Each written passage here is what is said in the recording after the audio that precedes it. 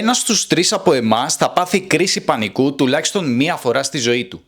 Για να κατανοήσουμε πώς ακριβώς προκύπτει μία κρίση πανικού, πρέπει να ανατρέξουμε στο εξελικτικό μας παρελθόν.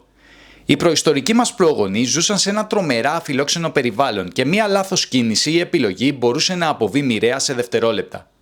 Ακόμα και όλα σωστά να τα έκαναν, μία κακιά στιγμή μπορεί να ήταν αρκετή για να τους στερήσει τη ζωή. Ας μην ξεχνάμε ότι ανέπνεαν τον ίδιο αέρα με φοβερά και τρομερά αρπακτικά που έμοιαζαν βγαλμένα από τους χειρότερους εφιάλτες μας.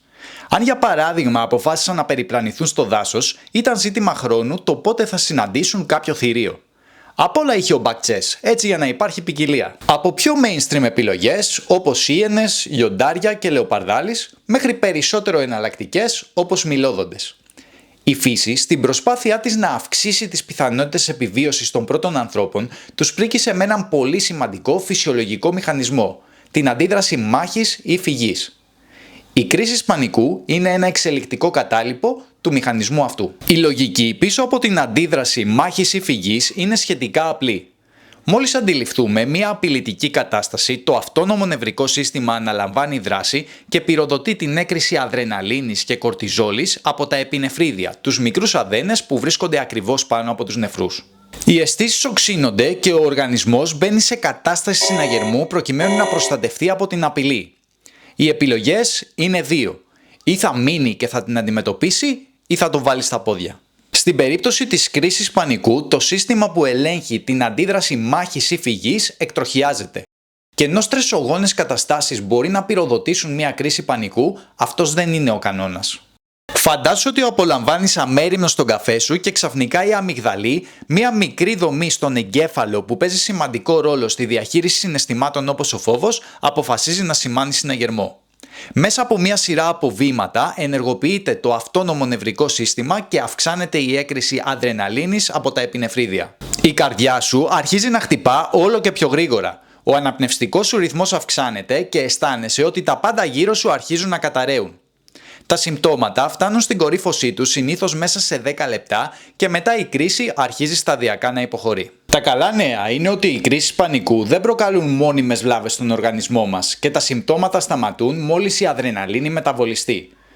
Είναι όμως τόσο τρομακτικές για το άτομο που τις βιώνει που κάλλιστα μπορεί να έχουν αντίκτυπο στην καθημερινή του ζωή. Είναι αρκετά συχνό κάποιος που έχει βιώσει μία κρίση πανικού να ζει με το φόβο μιας επόμενης κρίσης, μη μπορώντας να αφαιθεί ελεύθερος και να απολαύσει τη ζωή του. Και σαν να μην έφτανε αυτό, ο φόβος μπορεί να πυροδοτήσει νέες κρίσεις πανικού, οδηγώντας σε έναν πραγματικό φαύλο κύκλο. Τι να κάνεις για να βοηθήσεις κάποιον που έχει πάθει κρίση πανικού? Το σημαντικότερο είναι να θυμάσαι ότι παρόλο που η εμπειρία είναι τρομακτική, στην πραγματικότητα η κρίση πανικού δεν είναι απειλητική για τη ζωή.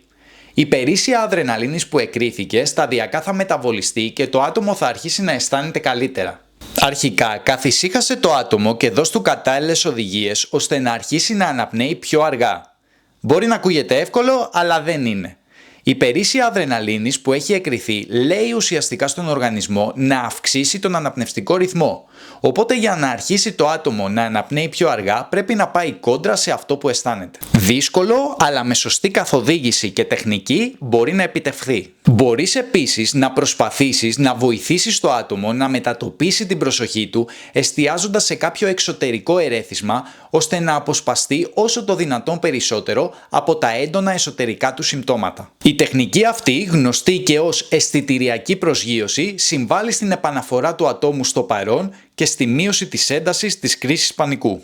Αν ένα άτομο έχει επαναλαμβανόμενες κρίσεις πανικού, είναι σκόπιμο να παραπέμπεται σε κάποιον ειδικό, καθώς ίσως ωφεληθεί από γνωστική συμπεριφορική θεραπεία ή θεραπευτική αγωγή. Αυτό ήταν το τελευταίο βίντεο της σειράς Educate First Aid που πραγματοποιήθηκε σε συνεργασία με το INEDIVIM και το European Solidarity Corps.